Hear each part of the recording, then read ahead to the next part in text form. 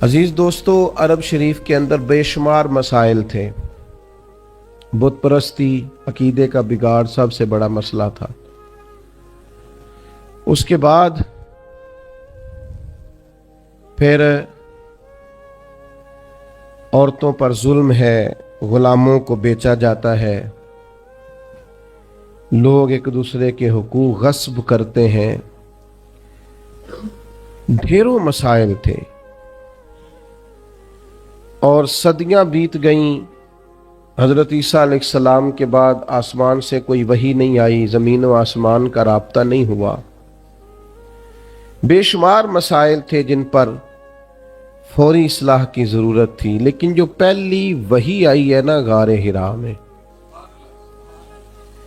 جو صدیوں بعد زمین کا آسمان کا آپس میں پہلا رابطہ ہوا ہے، وہ نہ تو بظاہر عقیدہ توحید پر ہے، نہ عورتوں کے حقوق کی بات کرتی ہے، نہ غلاموں کی بات کرتی ہے۔ جو پہلی وحی نازل ہوئی ہے وہ وحی یہ کہتی ہے کہ اقرأ بسم ربک الذی خلق، پڑھو اپنے رب کے نام سے جس نے پیدا کیا ہے۔ جو پہلی وحی نازل ہوتی ہے وہ یہ کہتی ہے کہ اپنے رب کے نام سے پڑھو۔ معنی کیا ہے کہ پڑھو گے نا اللہ کے نام سے، کتاب و سنت کو پڑھو گے تو عقیدہ توحید بھی ٹھیک ہو جائے گا، عورتوں کے حقوق کی بھی سمجھ آ جائے گی۔ یہ جو سٹیج پہ دوست بیٹھے ہیں، انہیں موبائل نہیں چلانا چاہیے، ان کے لیے تو بالکل درست نہیں ہے۔ اللہ سلامت رکھے آپ حضرات کو۔ توجہ تقسیم ہوتی ہے نا، سامنے والے تو آپ کو دیکھتے ہیں، توجہ تقسیم ہوتی ہے۔ آپ مہربانی فرمائے صرف سنیں، نیچے چلے بیٹھے ہیں، ان کا معاملہ اور ہے۔ بھائیوں، پہلی وحی جو نازل ہوتی ہے وہ علم کی بات کرتی ہے۔ تعلیم اتنی بڑی روشنی ہے جس کی وجہ سے سارے اندھیرے ہی ختم ہو جاتے ہیں۔ بعض اوقات نا اندھیرے زیادہ ہوتے ہیں اور اس اندھیرے کی وجہ سے موذی بھی زیادہ جمع ہو جاتے ہیں۔ کسی کمرے میں اندھیرا ہو تو سانپ بھی آ گیا، بچھو بھی آ گئے، چھپکلیاں بھی آ گئیں۔ اب اگر آپ اندھیرے میں ان سب کو مارنا چاہیں گے تو نہیں مار سکیں گے، ہاتھ نہیں آئیں گے، تکلیف ہوگی۔ ان سارے موذی جانوروں سے بچنے کا بہترین حال یہ ہے کہ کمرے میں اجالا کر دیں۔ آپ کے لائٹ جلاتے ہی بہت سارے جانور تو ویسے ہی بھاگ جائیں گے، مارنے ہی نہیں پڑیں گے۔ تو یاد رکھیے کہ اندھیرا کفر کا ہو، شرک کا ہو، ظلم کا ہو، جبر کا ہو، اس کا علاج کیا ہے کہ علم کا چراغ روشن کر دو۔ علم کی روشنی آپ کو پتہ ہے، جو جاہل پیر ہوتا ہے نا، وہ اپنے آستانے پہ مدرسہ نہیں بناتا۔ کیوں؟ کہ جو پرانے وڈیرے ہوتے تھے نا، اللہ ماشاءاللہ سارے نہیں، لیکن جو پرانے وڈیرے ہوتے تھے وہ اپنے گاؤں میں اسکول نہیں بننے دیتے تھے۔ جو جاہل تھے وہ کیوں نہیں بننے دیتے تھے؟ وہ کہتے تھے اگر غریبوں کے بچے پڑھ گئے تو ہماری بھینسوں کو چارہ کون ڈالے گا، پڑھنے نہیں دیتے تھے۔ جاہل پیر اپنے آستانے پر مدرسہ نہیں بننے دیتا، اس کو پتا ہوتا ہے اگر یہ بچے پڑھ گئے تو مجھے پیر کون مانے گا، میرا تو سودا ہی جہالت کی وجہ سے بکتا ہے، تو اگر یہ پڑھ گئے تو پھر مجھے تھوڑی مانیں گے۔ ان کو سمجھ آ جائے گی کتاب و سنت کیا کہتی ہے۔ علم کی روشنی، کتاب و سنت کا علم، یہ آپ کو باطنی طور پر توانا کرتا ہے۔ یہ دور آیا ہے لوگ موٹیویٹ ہونا چاہتے ہیں، اس کے لیے موٹیویشنل اسپیکرز کے پاس جاتے ہیں کہ مجھے قائل کر دیا جائے۔ میاں بیوی کے باہمی معاملات ایک بہت بڑا اور اہم ایشو ہوتا ہے۔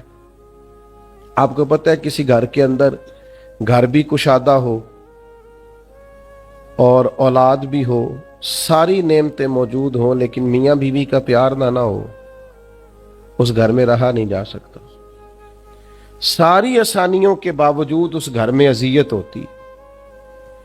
اب اس پر کتابیں لکھی جاتی ہیں، اب تو باقاعدہ سیشن ہونے لگے ہیں، لوگ موٹیویٹ ہوتے ہیں کہ حقوق کا پتہ چلے، ایک دوسرے کے ساتھ گزارا کیسے کرنا ہے۔ میں کہتا ہوں آپ ساری تعلیمات چھوڑیں، قرآن و سنت سے فیض لیں، آپ کا سینہ روشن کر دے گا۔ ایک جملہ قرآن مجید کا، ہن لباس لکم وانتم لباس لہن، مرد عورت کا لباس ہے، عورت مرد کا لباس ہے۔ یہ ایک جملہ قرآن مجید کا، صرف ایک، مرد عورت کا لباس ہے اور عورت، یہ صرف ایک جملہ سمجھ میں آ جائے نا، آپ کبھی غور کریں تو آپ کو اندازہ ہوگا بڑی باتیں یہاں، بڑے خوبصورت پہلو علماء تفسیر نے چھیڑے ہیں۔ 3 باتیں عرض کرتا ہوں۔ علماء نے لکھا ہے مرد عورت کا لباس ہے، یہ دیکھیں کتاب و سنت کے علم کی روشنی کا کیا حال ہے۔ مرد عورت کا لباس ہے اور عورت مرد کا لباس ہے۔ فرماتے ہیں پہلی بات یہ ہے کہ گرمی ہو یا سردی ہو، جسم کو موسم کی شدت سے لباس ہی بچاتا ہے۔ آپ یعنی سخت گرمیوں میں بھی لوگ کہتے ہیں سر پہ کپڑا لے لو تاکہ دھوپ کی تمازت سے بچ سکو۔ گرمی ہو یا سردی ہو، موسم کی شدت سے لباس بچاتا ہے۔ تو میاں بیوی بھی ایک دوسرے کو حالات کی شدت سے بچاتے ہیں، یہ اس رشتے کی خوبصورتی ہے۔ پھر آپ یہ دیکھیں کہ بعض اوقات جسم پر دھبے ہوتے ہیں، عیب ہوتے ہیں، لباس پہن لیں تو سارے چھپ جاتے ہیں۔ معنی کیا ہے؟ میاں بیوی ایک دوسرے کے عیب چھپاتے ہیں۔ پھر انسان کتنا بھی خوبصورت کیوں نہ ہو، بغیر لباس کے خوبصورت نہیں ہوتا۔ اللہ کرے آپ کو سمجھ آئے۔ لوگ یہ نہیں کہتے بندہ اچھا لگ رہا ہے، کہتے ہیں کپڑے کتنے اچھے لگ رہے ہیں، یہ لباس پہننا ہے، اس میں آپ کتنے سجے ہیں، کتنے پیارے لگ رہے ہیں۔ دین نے کہا میاں بیوی ایک دوسرے کا لباس ہے، مرد بیوی کی وجہ سے سجے گا، عورت خاوند کی وجہ سے زینت پائے گی۔ تو قرآن مجید کا جو علم ہے، قرآن مجید کی جو تعلیمات ہیں، کتاب و سنت کے جو ارشادات ہیں، وہ تازہ دم کریں گے۔ جب تک امت قرآن مجید سے رہنمائی لے گی، جب تک امت قرآن مجید کی طرف رغبت کرے گی، حدیث پاک کی طرف توجہ کرے گی، یہ آسان زندگی گزارے گی۔ لیکن ہم نا برکت کے لیے تو قرآن مجید پڑھتے ہیں، نئی دکان شروع کرتے ہیں، لوگ تلاوت کراتے ہیں نا وہاں، کس لیے؟ تلاوت تو اس لیے کرانی چاہیے تھی کہ میں دکان اس طرح چلاؤں گا جس طرح قرآن بتاتا ہے، میں اس طرح تجارت کروں گا جو احکامات، اس لیے کرانی چاہیے تھی نا۔ لیکن عجیب فلسفہ ہے نا، قرآن پڑھایا جا رہا ہے دکان پہ، اور اگر کام سارے وہ ہوں جو قرآن مجید کی تعلیم کے مخالف ہے تو برکت آئے گی قرآن پڑھنے سے؟ آپ تجارت اس طرح کریں جو تعلیم قرآن ارشاد فرماتا ہے، آپ صرف برکت دیکھیں جی میں نے نیا مکان بنایا ہے تو قرآن پڑھا لو، کس لیے؟ آپ یہ بتائیں کہ آپ نے مکان اسی طرح بنایا نا حلال پیسوں کا جو قرآن بتاتا ہے، آپ اس میں زندگی اسی طرح گزاریں گے جو قرآن تعلیم دیتا ہے۔ تعلیم قرآن کے مطابق قرآن کہتا ہے یا ایھا الذین آمنوا قوا انفسکم واہلیکم نارا، اے ایمان والو خود بھی جہنم سے بچو اور اپنے گھر والوں کو بھی جہنم سے بچاؤ۔ یہ قرآن مجید گھر بتانے کا طریقہ بتاتا ہے کہ کوئی ایسا کام نہ کرنا جو دوزخ میں لے جائے، تم نے خود بھی بچنا۔ حضرت عمر رضی اللہ تعالیٰ عنہ نے یہ آیت نازل ہوئی تو نبی کریم علیہ السلام سے پوچھا یا رسول اللہ اس کا معنی کیا ہے؟ خود بھی دوزخ سے بچو اور اپنے گھر والوں کو بھی بچاؤ، اس کا کیا معنی ہے؟ تو نبی پاک علیہ السلام نے فرمایا عمر اس کا معنی یہ ہے کہ جن چیزوں کا اللہ رسول تمہیں حکم دیتے ہیں تم اپنے گھر والوں کو ان چیزوں کا حکم دو، اور جن چیزوں سے رب رسول تمہیں منع کرتے ہیں تم اپنے گھر والوں کو ان چیزوں سے منع کرو۔ مطلب کیا ہوا کہ گھر اس طرح چلاؤ جو دین کہتا ہے، اپنے گھر کے اندر نظام وہ نافذ کرو جو قرآن و حدیث کا نظام ہے، جو قرآن و سنت کا پیغام ہے۔ لیکن لوگ تلاوت کرائیں گے گھر میں برکت کے لیے، قرآن کے مطابق گھر چلانے کی کوشش ہے۔ صحابہ کا یہ طریقہ تھا کہ قرآن و سنت کا جو حکم انہیں ملتا تھا اس پر عمل کرتے تھے۔ ہمارے ہاں بڑی برکت ہوتی ہے ماشاءاللہ جی، تلاوت ہو جائے پہلے، اللہ خیر کرے، سیاسی جلسوں میں بھی پہلے تلاوت ہوتی ہے، بعد میں ترجمہ بھی ہوتا ہے۔ او خدا کے بندے ان سے پوچھ کہ تلاوت اور ترجمے کی حد، اور پتہ نہیں کس بیماری کا نام ہے جمہوریت، اور کس خاص افہیم کا نام لوگوں نے رکھ لیا ہے جمہوریت، نہ کسی جماعت میں ہے نہ کسی جگہ ہے، اور پتہ نہیں اسلام تو کسی جمہوریت کا قائل نہیں، اسلام تو خلافت کا قائل ہے۔ اسلام تو کہتا ہے کہ آپ کو کوئی نیا قانون بنانے کی ضرورت نہیں، قانون تو اللہ رسول نے بنا دیے، آپ نائب بن کے ان کا نفاذ کریں، بات ختم ہو گئی۔ اور لوگ اپنا اپنا چورن بیچتے ہیں، اور قوم کو وہ جس زمانے میں غالباً 97 میں یا 99 میں ایک حکومت بدلی تھی، تو میں صبح صبح ایک جگہ پہ اخبار پڑھ رہا تھا، تو ایک بابا جی ناشتہ بیچا کرتے تھے۔ میں نے ان سے کہا آپ کو پتہ ہے رات کی حکومت بدل گئی؟ کہندا پتر جیڑا مرضی آوے، میں تے مزدوری کر کے روٹی کھانی، سانوں تے حکومتاں دا کدے کوئی فائدہ نظر، محنت کرتے ہیں تو کھاتے ہیں، کہیں نظر نہیں آتا یہ معاملہ کیا ہے۔ تو بھائی یاد رکھیں گے آپ کہ آپ تلاوتیں تو کرا رہے ہیں اسمبلیوں میں بھی، دیگر جگہوں، یہ بھی بتائیں کہ قرآن کے نظام کے مطابق چلا رہے ہیں نظم کو۔ قرآن مجید، حدیث پاک یہ عمل کے لیے ہیں۔ ہمارے ہاں جلسے ہوتے ہیں، کتنے گھنٹے کی تقریر ہوئی؟ 3 گھنٹے کی۔ کتنے گھنٹے کی تقریر ہوئی؟ 2 گھنٹے۔ کتنے گھنٹے کی تقریر ہوئی؟ 1.5 گھنٹے کی۔ اب آپ ساری تقریر چھوڑیں، 5 منٹ اس جو تقریر ہے اس میں سے 5 منٹ والی تقریر پہ عمل کریں، جو بتایا گیا اس میں سے 5۔ میں ایک جگہ پہ بیان کے لیے گیا تو گفتگو میں نے کی، میں آ گیا، اگلے سال وہ دوست پھر آ گئے، کہنے لگے پچھلے سال آپ نے 25 منٹ تقریر کی تھی، ایت کی لمبی کیجئے گا۔ میں نے کہا 25 منٹ والی پہ عمل ہو گیا؟ اگر تو 25 منٹ والی پہ عمل ہو گیا تو چلو اس دفعہ 40 منٹ کر لیتے ہیں، لیکن اگر ہم نے قرآن و حدیث کو بھی معاذ اللہ کانوں کے ذائقے کے لیے رکھا ہوا ہے، کیا بات کی، بڑا مزہ آیا، ماشاءاللہ، وہ عمل کب کرنا ہے؟ صحابہ کرام نے کتاب و سنت کو لیا تو وہ سمجھتے تھے یہی تعلیمات نجات ہے، جو حکم آیا عمل کیا۔ اللہ نے فرمایا لن تنالوا البر حتی تنفقوا مما تحبون، تم ہرگز بھلائی کو نہیں پہنچو گے جب تک اپنی پیاری چیز خرچ نہ کرو۔ ہم نے بھی آیت سنی ہے نا کئی دفعہ۔ میں آپ سے ہاں نہ نہیں کراتا، آپ بولیے گا نا، بس اپنے دل سے پوچھئے گا کیا کبھی کوئی پیاری چیز خرچ کی ہے اللہ کے راستے میں؟ یہ بڑی پیاری تھی، رب کے راستے میں دے۔ یہاں تو مسجد کی ٹوپی میں وہ نوٹ نکل آتے ہیں جو چلتے ہی نہیں۔ پیاری چیز خرچ کر رہے ہیں نا اللہ کے راستے میں۔ جو یہ آیت ہم نے بھی سنی اور صحابہ نے بھی سنی، لیکن حضرت ابو طلحہ انصاری نے آ کے فوراً عرض کیا آیت سننے کے بعد کہ یا رسول اللہ صلی اللہ علیہ وسلم، مجھے باغ بڑا پیارا ہے، اور رب کہتا ہے اللہ کے راستے میں پیاری چیز خرچ کرو تو میرا باغ قبول فرما لے۔ ایک صحابی نے عرض کی حضور یہ گھوڑا بڑا پیارا ہے، میں نے بڑے چاؤ سے رکھا ہے، خدمت کرتا ہوں، میرا قبول فرما لے۔ ایک شخص کو، ایک صحابی کو شکر پسند تھی، وہ شکر کی بوریاں ہی خرید کر خیرات کرتے۔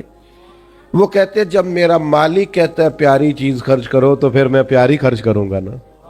بھائی قرآن و حدیث پر عمل کیا جائے، یہ عمل کے لیے آیا ہے۔ آپ اس پر سبحان اللہ کہہ کے، ماشاء اللہ کہہ کے اور نعرہ لگا کے رخصت نہیں ہو جائیں، بلکہ کتاب و سنت کے جو احکام ہیں ان پر عمل کریں گے۔ ایک آیت نازل ہوئی اقترب للناس حسابهم وهم فی غفلۃ معرضون،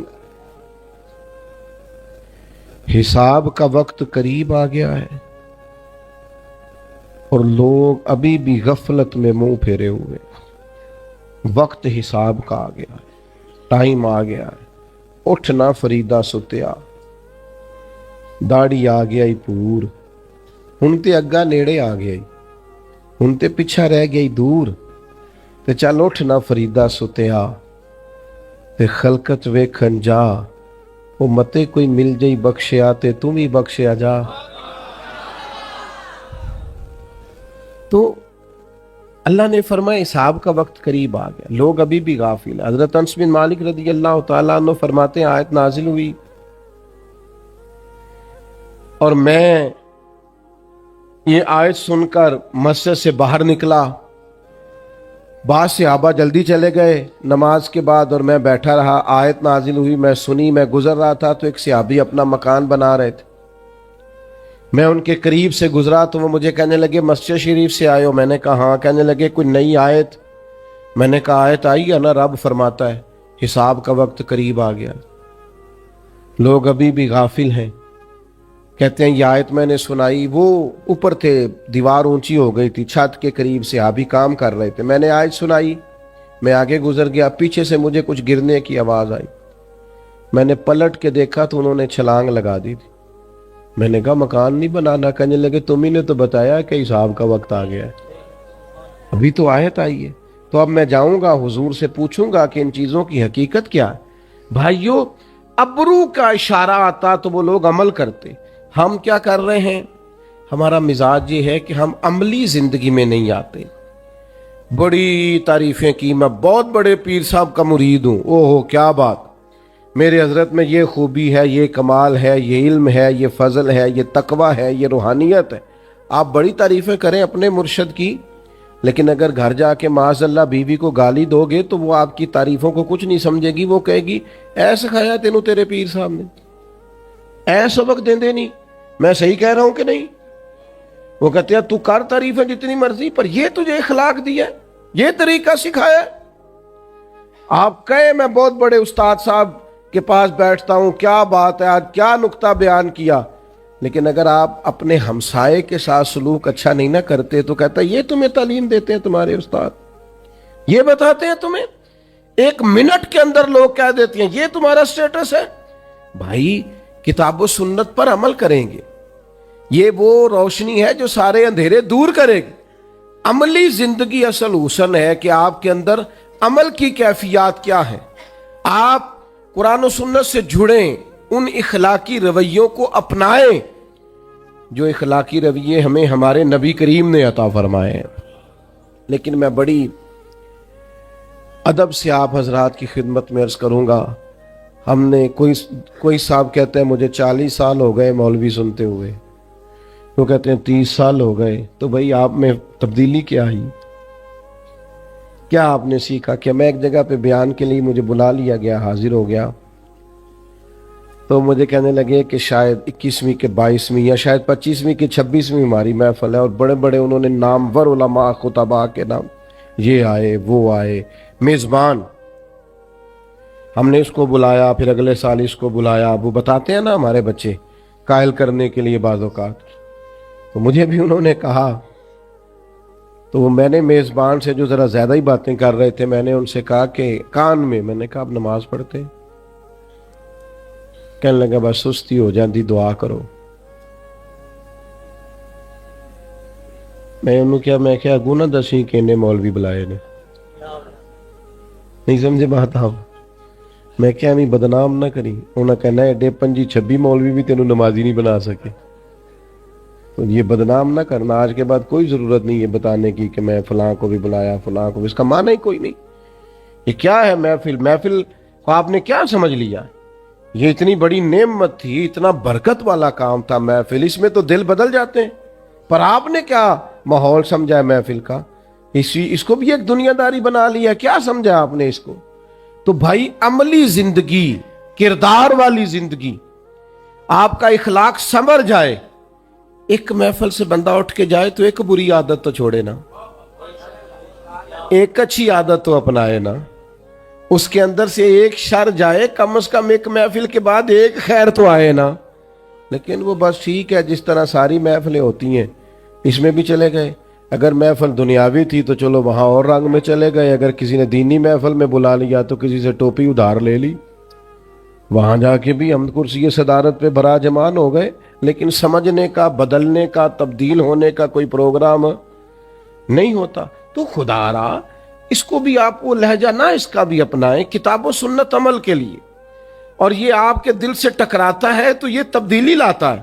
میں ایک دفعہ دوستوں سے کہہ رہا تھا, اگر کوئی عالم دین پیر ہو تو اس کی کرامتیں تھوڑی ہوتی ہیں, بلکہ بعض اوقات ہوتی نہیں. عالم کوئی ہو نا, پیری مریدی کر رہا ہو, تو ان کے ہاں آپ کو کم ملے گا کرامتیں سنائی جا رہی ہیں, یہ کر دیا وہ کر دیا, وہ نہیں ملتا.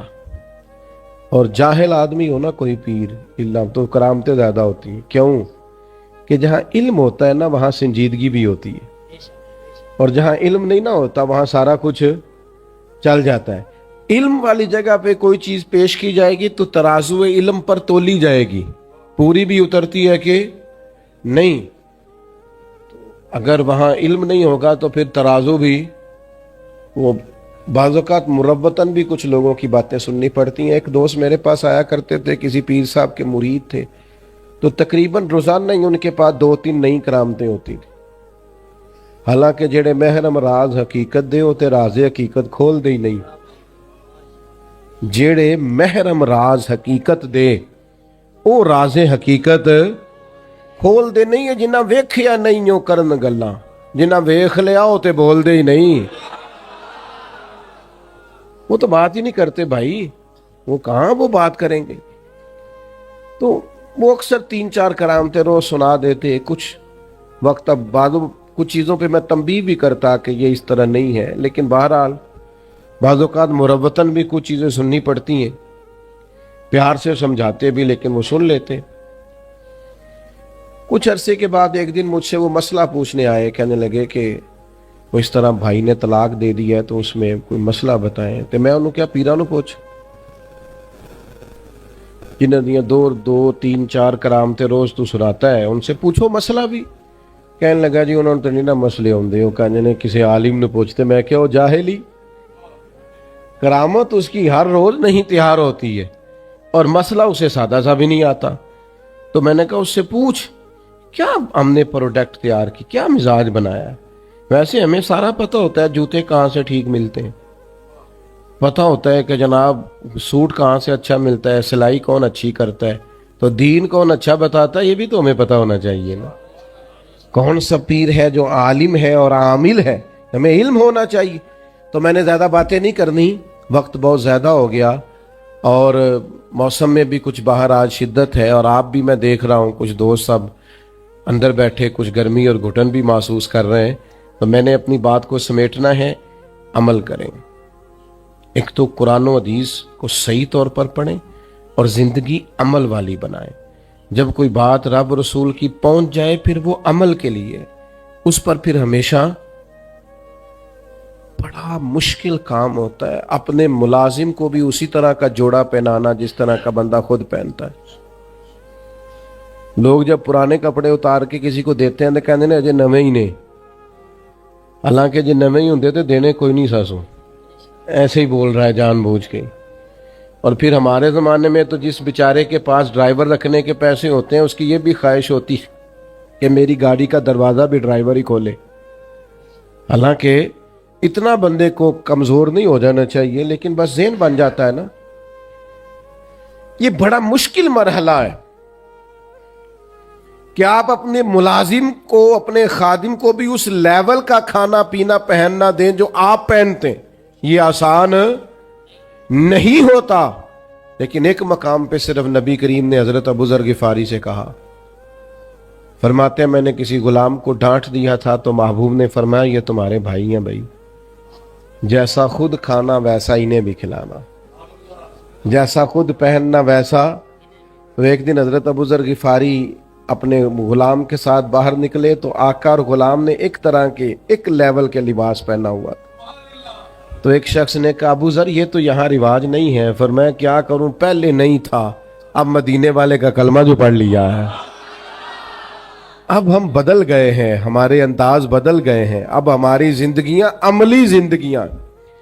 अब हम कोशिश करते हैं कि हम वो सारा कुछ अपनाएं जो अल्लाह रसूल हमसे मुतालबा करते हैं। अजीज भाइयों याद रखिएगा, हमेशा जिंदगी अमल से बनेगी। आप खाली बातें करें, सारा दिन करें, किसी को क्या असर होता है। और फिर आप तजर्बा करके देख लें, आप जो कहते हैं वो नहीं करते बच्चे वो करते हैं जो हम, नमाज क्या है, वो भी मुसल्ले में आपके साथ आगे खड़ा हो जाए। वो कई दफा दादा को नाना को सजदा नहीं करने देता, आगे लेट जाता है, वो भी सजदे कर रहा है, उसे पता नहीं किस सिमत सजदा करना है। लेकिन जो आप करते हैं बच्चे भी वो करते हैं अमली जिंदगी में। आपने चलो कभी कहा होगा घर में कोई मजबूरी होगी, किसी मजबूरी के तहत आपने कहा होगा बच्चे से कि बाहर जाके कह दे मैं घर नहीं। एक दफा आपने झूठ बुलवाया बच्चे से, फिर आप सारी जिंदगी तरसेंगे अपने बच्चे से, कहेंगे पुत्र मेरे साथ तो सच बोला कर। लेकिन वो दोबारा सच क्यों? कि आपने उसे आदत डाली है झूठ की। मेरे भाई کتاب و سنت کو پڑھیں اور عمل کے لیے، عملی زندگی میں نافذ کرنے کے لیے۔ بس بات سمیٹتا ہوں، حضرت مولا علی شیر خدا رضی اللہ تعالی عنہ بازار چلے گئے، اپنے غلام کو ساتھ لے گئے، 2 جوڑے خریدے پہننے کے لیے، ایک ذرا مہنگا تھا ایک سستا تھا۔ غلام کہتا میں سمجھ گیا مہنگا آقا کا ہے اور سستا غلام کا، ایسے ہی ہوتا ہے نا جی۔ فرماتے ہیں تھیلے میں کپڑے ڈال لیے، شاپنگ کرنے کس کے ساتھ گئے؟ غلام کے ساتھ۔ مولا علی کس کے ساتھ گئے؟ ایک مشورہ دوں آپ کو، غلام کے ساتھ نہ جائیں، ابا جی کے ساتھ جائیں۔ دوستوں کو فون کرتے ہو نا، آج روٹی نہ کھائیں کٹھے کھاواں گے، کدی کدی ابا جی نو فون کرو، ابا جی آج میرا دل بڑا کردا ہے، تسی کھانا نہیں کھانا جنی دیر میں نہ آواں، مجھے امید ہے اس دن آپ کا باپ دوائی نہیں کھائے گا، اس کی طبیعت ٹھیک ہو جائے گی۔ اماں سے فرمائش کریں کہ اماں جی میرا بڑا ہی دل کرتا ہے آج روٹی آپ نے پکانی ہے، میرا دل کر رہا ہے۔ آپ یقین کریں اماں بڑی بوڑھی اور بیمار بھی ہوگی تو طاقت آ جائے گی۔ میرے بیٹے نے کہا لیکن ہم نے سارا وقت ہی یاروں کے لیے رکھ لیا ہے، ماں باپ کو خرچہ نہ دو، ٹائم دو، چھوٹے چھوٹے مشورے ابا جی سے کیا کرو، چھوٹی چھوٹی باتیں اماں سے پوچھا کرو۔ اماں جی سے کبھی کہیں، ابا جی سے کہیں کہ آپ میرے ساتھ چلے نا بازار میں کپڑے پسند کرنے، تو ان کو تازگی ملے گی، سکون آئے گا۔ حضرت مولا علی غلام کے ساتھ گئے، ایک مہنگا ایک سستا 2 جوڑے خرید لیے، واپس آئے۔ رستے میں وہ خاص مقام آ گیا جس مقام پہ حضرت مولا علی نے اپنے کاشانہ نور پہ جانا تھا، غلام نے اپنی خوابگاہ میں اپنے گھر جانا تھا۔ حضرت علی فرمانے لگے بھائی وہ میرے والا سوٹ دینا، اس نے وہ مہنگا نکال کے دیا تو